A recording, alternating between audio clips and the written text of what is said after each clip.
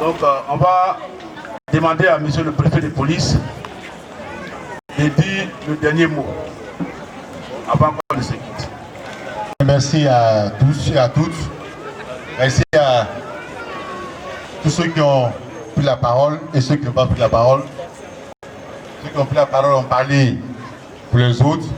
On vous a écouté. C'était l'objectif de cette rencontre. Venez vous écouter, vous entendre, entendre vos cris de cœur. Et nous avons pris acte.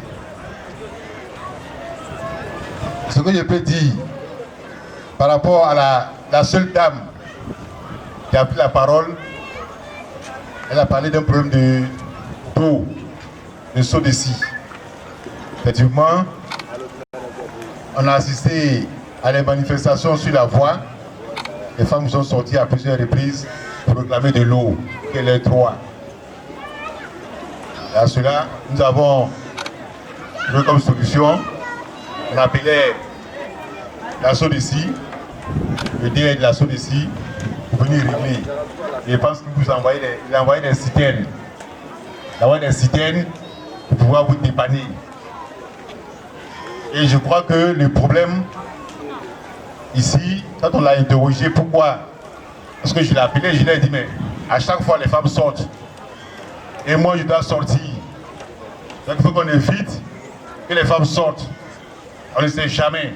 Elles sortent parce qu'elles ont un besoin. On a une situation. D'autres personnes mal intentionnées peuvent récupérer les manifestations. Donc il faut trouver une solution durable. Et je pense que la prochaine fois, je viendrai avec lui pour qu'il puisse venir éclairer tout le monde sur les problèmes qui se posent ici.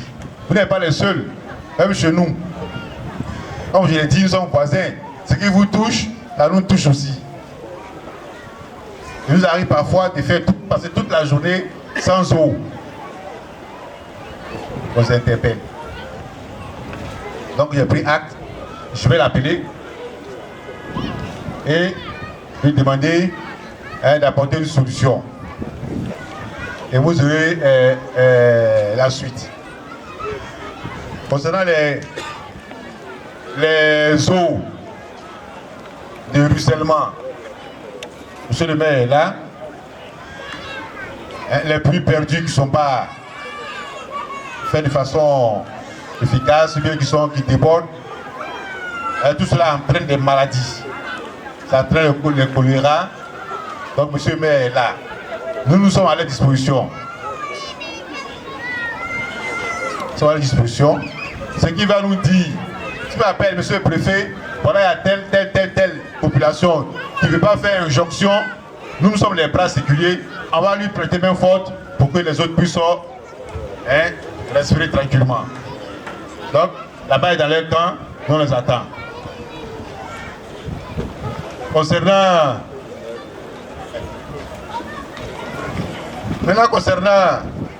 les enfants, les grossesses précoces, bon, ça ce sont des phénomènes de nos parents. Les parents c'est nouveau. Nous avons arrêté de marier les enfants très jeunes. On a eu un cas, je pense à Bobo, la jeune fille de 15 ans qui a poignardé, 14 ans, qui a poignardé mortellement son conjoint. Parce qu'elle a été mariée, forcée, obligatoirement, elle ne supportait pas, elle en a eu marre, et elle a pris un couteau, elle a tué. Vous voyez les conséquences de ces mariages précoces-là. En principe, ce sont les parents qui ont scellé ce mariage-là qu'on doit arrêter, et non la petite. Vous voyez où est-ce que ça peut aller. Donc le procureur va donner des instructions bientôt pour que ces parents-là soient arrêtés. Donc nos frères et sœurs, nos parents, on a au XXe siècle arrêté cela.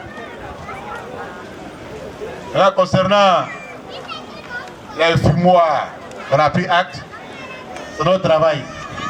Chaque jour, chaque jour que Dieu fait, à Abidjan, vous ne pouvez pas imaginer le nombre de fumoirs que nous détruisons. Donc nous allons prendre combien de notre voisin. Je vais laisser les instructions tout à l'heure pour que ce problème soit résolu. Concernant les patrouilles, considérez que c'est chose faite. Je vais également laisser les instructions pour qu'une patrouille soit dédiée spécialement à ce quartier. Spécialement, chaque nuit. Et pour cela, je vais demander que les présidents des jeunes sont ici. Je vais demander à les rencontrer. Le mercredi, si vous avez le temps, le mercredi à 16 h. Vous venez. Parce que la réunion que nous faisons ici, ce ne doit pas être une réunion de trop. Ce ne doit pas être une réunion pour venir, comme on le dit, venir se regarder et puis partir. Non, c'est une réunion qui doit avoir des résultats. C'est une réunion qui doit prospérer. Ce que vous m'avez dit, nous allons suivre l'évolution.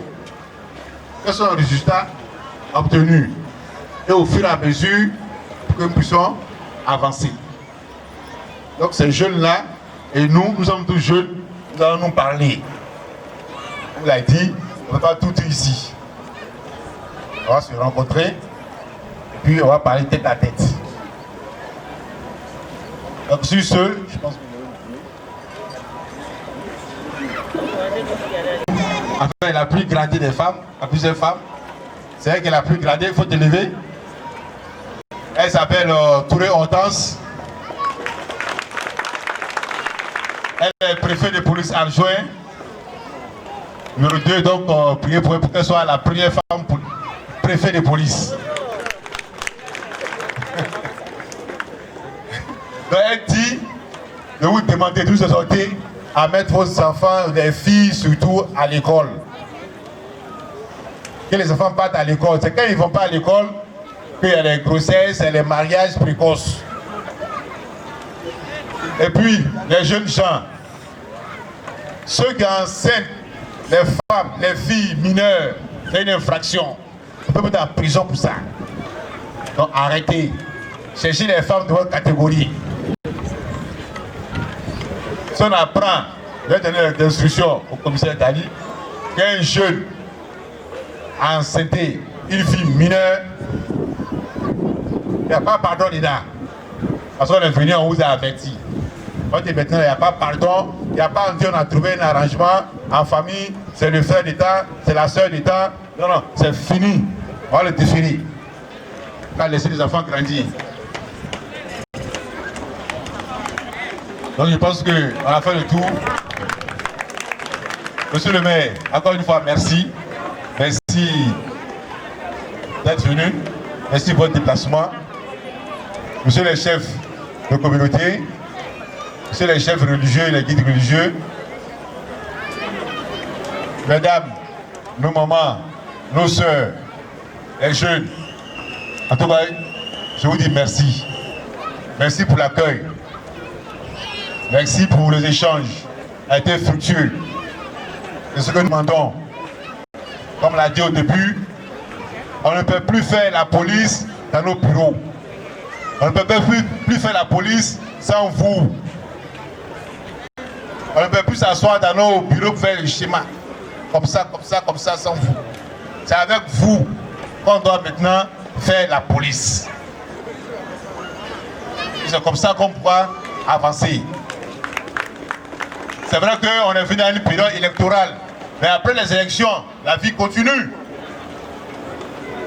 Donc ça veut dire quoi? Que ces gens de rencontre doivent se poursuivre.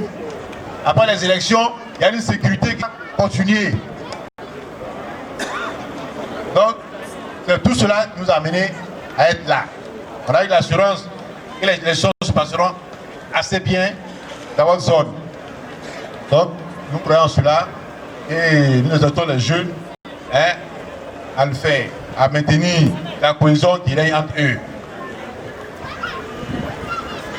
Donc juste, monsieur le maire, comme c'est les Sénoufos qui sont là, nous, on ne sait pas c'est comment être au Sénoufos, puis ils vont refuser. D'accord. Comme ils doivent tout accepter. Donc, c'est à vous, nous allons demander la route. Nous avons été interpellés sur quelques points, surtout le problème crucial d'eau. Et je voudrais compléter ce que vous avez donné comme information, votre collaboration efficace avec le responsable de SODECI. Mais par ailleurs, en plus, il y a le ministre Kaba qui promet 1000 points d'eau pour Williamsville. Et ce sous-quartier en fait partie. Et c'est des points d'eau gratuits. Et concernant, j'allais dire, un autre fumoir par rapport aux poissons, il y a M. Mobutu qui nous a interpellés. La population totale. On ne peut pas rester à partir de 14 heures. C'est ça, c'est ça. C'est vraiment c'est pour vous dire que nos femmes, quand elles vont à l'hôpital, on demande si elles souffrent. Il faut que ce soit bien précis. Oui, c'est ça. C'est un problème aussi important et sur lequel je voudrais revenir, sous le contrôle de monsieur le préfet de police. Je vois qu'il y a une séance de travail tout le temps à la mairie concernant ce fléau-là. Il est témoin, il assiste, il est un des membres actifs de cette commission. C'est mon collègue chargé de l'assainissement et de l'hygiène. Aussi, on va nous préoccuper du problème de l'assainissement et pour les eaux usées.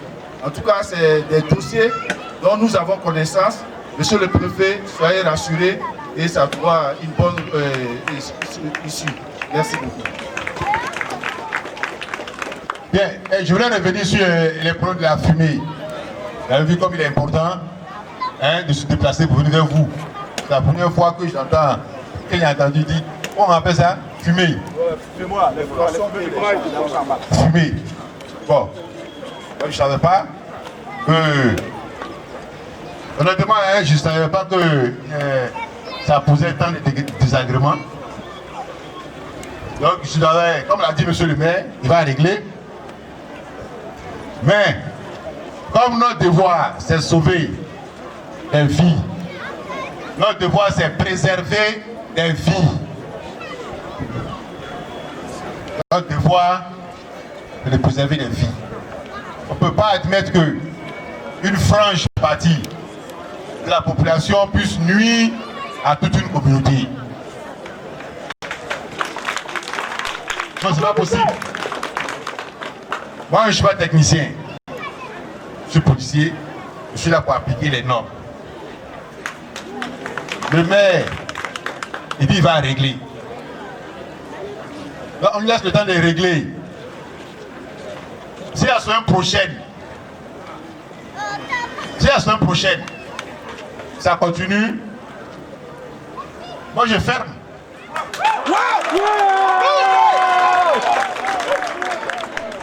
Moi je ferme. Et j'ai les policiers pour ça. J'ai les policiers de tout Abidjan pour ça.